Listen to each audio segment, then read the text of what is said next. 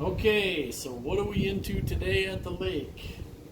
This is a 1999, the first and fastest year of the Kawasaki Ultra 150. We actually bought this as a basket case off of Craigslist. We didn't murder this machine, someone else did. Post-mortem indicated this was very clearly a murder on this Ultra and not a suicide. I read and hear a lot of stupid comments about how two-strokes are not reliable and only four-strokes are reliable, and then those same people are putting in 80-octane donkey pee gasoline and Marvel Mystery Mystic full synthetic wonder oil good for everything from their local fleet farm into their watercraft. What we found on this motor when we got it apart is that we started looking at these parts, and there's a bunch of related but different failures.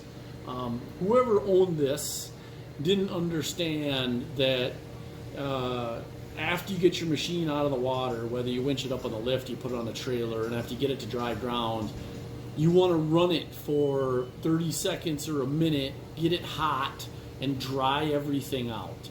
Because otherwise there's water in the system, either in the exhaust system. On this Ultra, it's all the way down at the stinger, at the end of the expansion chamber is where the system gets wet. But the problem is, these monstrous exhaust ports, right? They're open. When the piston is only up to here, you can see my pointer in there, you get tons of moisture back inside the cylinders. And the only thing you can do about that is do everything possible to get moisture out of the exhaust system.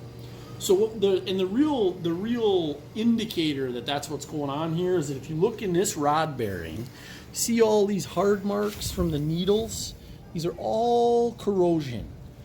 And these are all condensation and water coming out of the exhaust system into the motor. This motor did not have a blown head gasket, right? And we see it on, and the reason that we know that is we see it to varying degrees on all three cylinders, right? Each of these has got bad damage, and it's always on the bottom of the connecting rods where the water stands and collects in between the needles and the rod itself. So it had that failure. That would have killed it eventually, but it didn't actually break a rod. A lot of times these things will break a rod, and then the rod will fling around for a minute and say, "I'm a saw," and then cut the whole crankcase in half. This one didn't do that, but this one, it's got super bad. You can't get close enough to hear this, but these bearings are just munched, grindy, growly. These are just shot. All these bearings on here are shot. But it didn't even live long enough to die of that terminal disease. The one issue with these 99s is that, and this is an early serial number, it has the very aggressive timing map. You got to remember that these early 99 Ultras, this was the machine that got the coasties all upset and required the gentleman's agreement between the watercraft manufacturers and the Coast Guard that in return for the waivers that the manufacturers need to produce personal watercraft, that the watercraft manufacturers would not make machines that go any faster than 68 miles an hour. And this was the first machine. There were verified reports of the best 99 Ultras running in the low 70s. Now a lot of people say, "Oh, I only go 64, 65. Yeah, BS. Good ones run in the high 60s for sure.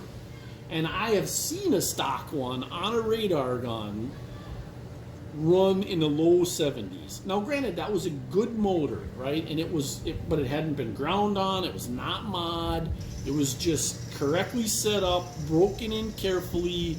The pump had been set up well by somebody that knew what they were doing, but that machine was stone stock. Okay, so what's the killer here? Stay aimed here for a second. So the killer is the fact that that machine, with that timing and with that ignition module, has one big appetite. And it's, you know, like I say all the time about people getting into the cheap oil and the cheap fuel, right? So the thing about these Ultras is that they require this very, very particular and expensive NGK spark plugs. These, as far as I can tell, these were designed and manufactured explicitly for this machine. These are R6918C-9s, right? And the difference on these is they are incredibly resistant to detonation.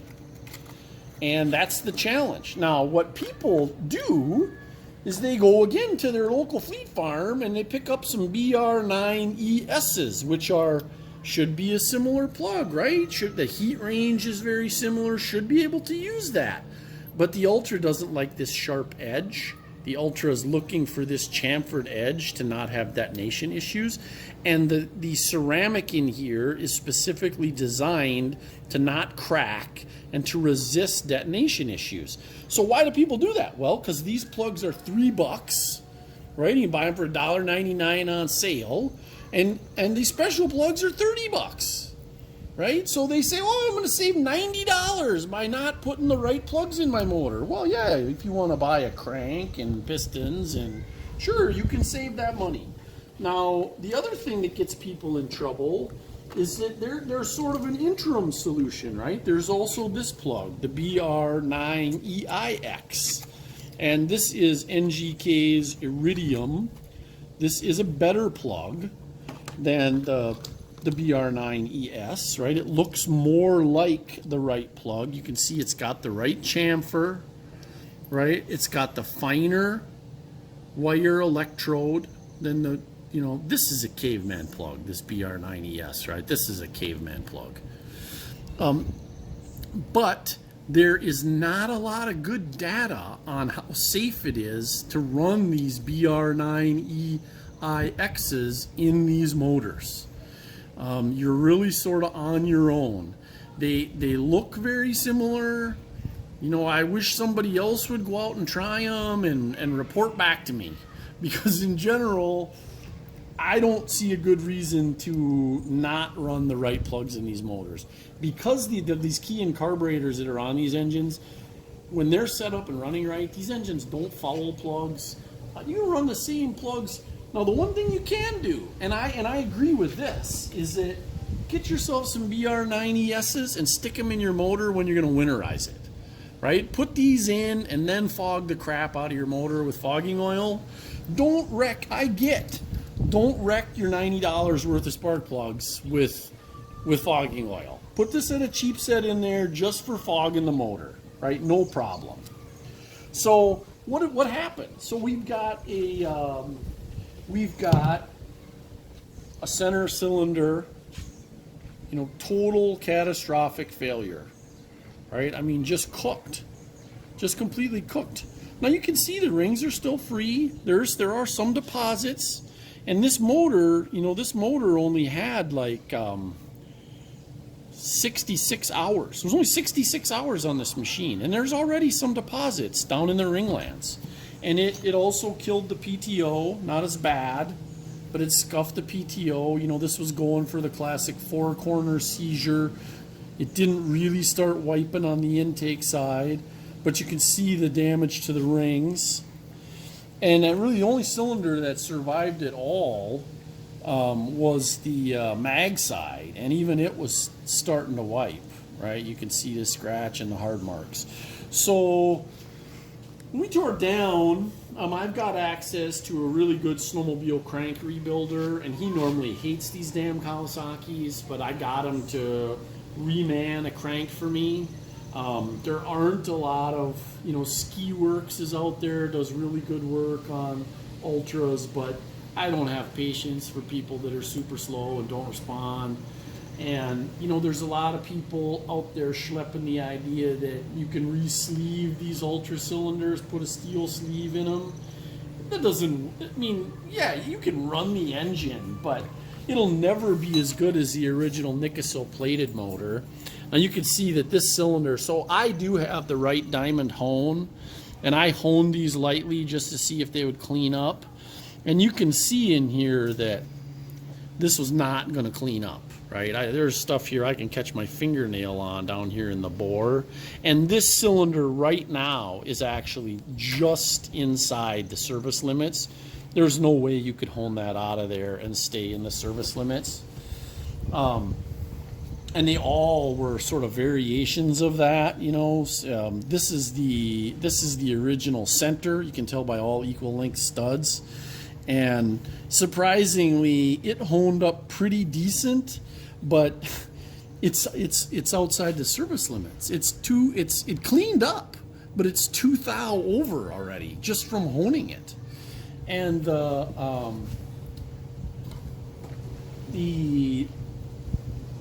yeah, so wait a minute, so this was the original, this is the original mag cylinder. I got these out of order.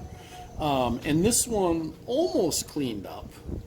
You can see there's some scratching right here still. There isn't any bad flaking, you know, but there's scratching that doesn't come out. It's a really bad one right there. You can sort of see in my finger. There's a really bad deep scratch right there. And this one also, I honed this. This is also like, this is now like 3 thousandths outside the service limits just to get it this clean. So none of these were really runnable. So that's why we've got these 3 new replated cylinders from US Chrome sitting here. I've used them for years on snowmobiles and Mercury outboards and all kinds of stuff. And they do a really, their process is NICOM, right? They're both nickel silicon carbide additives, but Nikasil is a brand name, like Xerox is a brand name. So these NICOM cylinders from US Chrome in Wisconsin, really good quality cylinders. I wouldn't put sleeved cylinders in my worst enemy's Ultra's motor because this thing is too radical. And the fundamental issue is I got 3,500 degree combustion, okay? All that heat that gets in the piston has to go out from these rings to the sleeve. My fingers are the sleeve. From the sleeve to the water jacket out into the lake. Okay, when you put a steel sleeve in here, the steel sleeve doesn't have anywhere close to the ability to conduct heat that the Nikasil and the aluminum has. So it's like putting a jacket inside the cylinder. And the last thing a 99 Ultra with the radical ignition map needs is a loss of ability to get rid of heat, right? Now I have found these machines, if you run a quality oil, I happen to like Quicksilver full synthetic PWC oil, right? It's good stuff. It's less than 40 bucks a gallon. You know, Mercury, Quicksilver doesn't have a leg in the race, a dog in the race on PWCs, and so they produce an oil to try and steal some market share from everyone else. It's really good stuff. I don't run it in my Sea-Doos because it's an ashless oil, right? It's not rated for rotary valve stuff, but I've got it in all my Kawasaki stuff. It's great stuff. And I wouldn't run anything but a non-oxy premium in these motors. It's just not worth it. You're not saving any money, right? I mean, you'll end up like us with this, fixing this clown's problem, elbows deep in the motor. So where we're at right now, we've got remand crank in, we've got balance gears on, starter drive, coupler on and torqued. We got oil in both ends. We're just getting ready to paint some sleeves, and then after we get the sleeves painted, then we're ready to put pistons on and finish the top end of this thing, and then we'll start working on the intake. and we'll be ready to put it back in the machine. You know, the other seriously stupid advice I hear online from people is that, oh, what kills these engines is the oil injection failure. Yeah, bullshit. This engine would be lucky to turn 7,500 RPM. The same Mikuni oil pump that lives right here, I've seen them turn 9,000 on a snowmobile for 10,000 miles. These Mikuni oil pumps don't fail. What does fail is the oil injection lines, especially if you put cheap oil in them. The lines get hard, the lines break, the lines come off, right? But that is not an oil injection failure. That is a U failure. That is I saw Pennzoil marine oil on sale cheap. I'll use that for $14 a gallon. Again, that's a murder. That's not a suicide. So the situation with these things that makes them really complicated is that this whole case is in an oil bath, okay? And this balancer case in the back is in an oil bath. And we should have taken some pictures of that, but we got the gel seal on and we needed to put the crankcase half together and we kind of goofed. But that oil bath is replenished through its own oil injection fitting. This oil pump has 5 outputs for a 3-cylinder motor, and we'll show you that in a later part. But it's got an oil injection fitting here into this front cover. It's got this one into this rear cover where the rear balancer gear is. It's got fittings on for all 3 cylinders. And the thing about converting this engine to premix, I hear this, oh, you gotta take the oil injection out and convert to premix. You don't oil these two, neither of these units gets oiled then. So that the only option is like pull a motor out and you know, this one you could take the cover off, drain the oil into the bilge of the boat and make a big mess. And in the back, the only thing you could do is split the case, right? So that's a crackhead, stupid idea to convert your Ultra to premix. Now, various people say that Kawasaki calibrated this unit for less than 50 to 1 at wide open throttle. It's really tough to verify. It could be true. It could be true that this motor is actually like 60 to 1, not 50 to 1. But, you know, without precision equipment to spin the oil pump, the specific RPM, measure the volume, very difficult to tell. And so the people that claim that say that you should run some oil in the gas as well to make sure that you've got a 50 to 1 mix going through all the cylinders. You know, okay, I mean, I guess I could go for that. The 2 problems I have with that is that if you're running stock jetting, any oil that you put through the carburetor jet displaces gasoline and leans out the mixture. So now it's not a lot of leaning, but again, you got a motor here that already is, these are pushing it, right? These were not tuned like Grandpa's 1955 5.5 horse Johnson. And these engines, I wouldn't recommend. If you said to me, I'm going to lean my mixture out 3 or 5%, I'd be like, you're nuts, right? And so even though, you know, the amount you're talking about is like, people say an ounce in a gallon, right? So that's 1/128th. So that's, you know, less than 1%. I have a little bit of problem with that. Maybe not tons, but a little bit. And the other issue I have is that I'm not sure it matters a hill of beans for your average rider, at least on any normal Minnesota lake anymore, where you can't hold your Ultra wide open for 2 minutes, you'll die, right? So there is no prolonged wide open throttle on a small lake. So, I mean, you know, you'd have to take that with a grain of salt depending on your application. I just don't think that's a one-size-fits-all thing.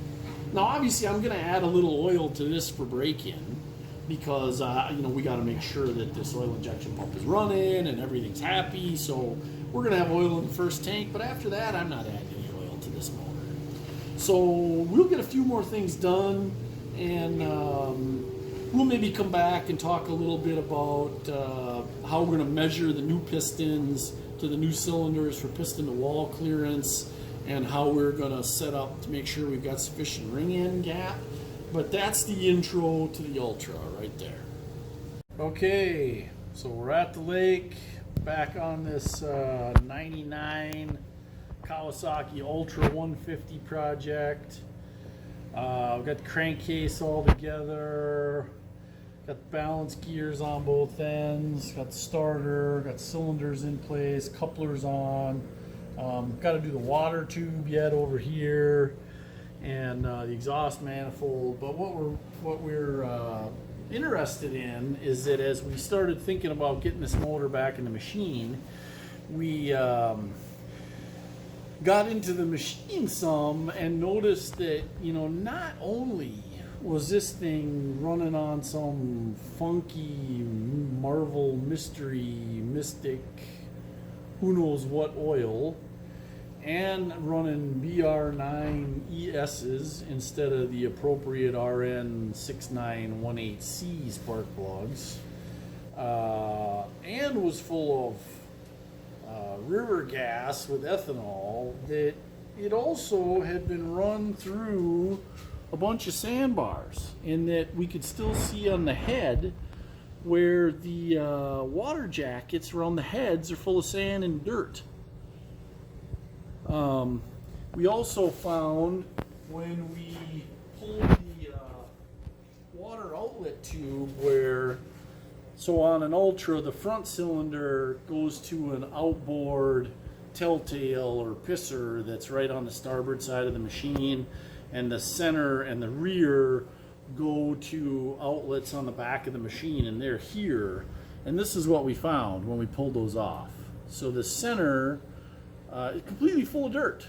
The outlet for the rear cylinder is completely packed full of dirt. So somebody's been jumping sandbars, pulling their watercraft up on the beach. You know, there's a special place in hell for people that pull watercraft up on sand, right? I mean, whoever started that should be taken out and horsewhipped at the first available opportunity. That is a revenue generating mechanism for dealers and sellers of parts. Kawasaki did on later year Ultras make the addition of a sea strainer, basically a filter that went between the high pressure water outlet that comes from the pump and feeds the water jackets around the cylinders. They added a filter. They basically added a coffee filter that with a stainless steel screen to stop sand and seashells and crap from plugging up the motors. And 99s don't have that. You can add one. We don't ever pull machines up on sand, and I don't want the hassle, and they can leak, and it's another place you got to drain when you winterize because it'll freeze and crack. And so for us, it's unnecessarily complex. But if you've got to run a river where you may accidentally run over a sandbar now and again, or you've got a situation where you have to pull up on a beach before you can load or unload, then I would always have one of those strainers on my machine. So that's it here from the lake on the initial look at this Ultra build. We're going to be looking into some other subsystems here one at a time, some interesting things we found, and then we'll come back one more time after we get the motor in the machine.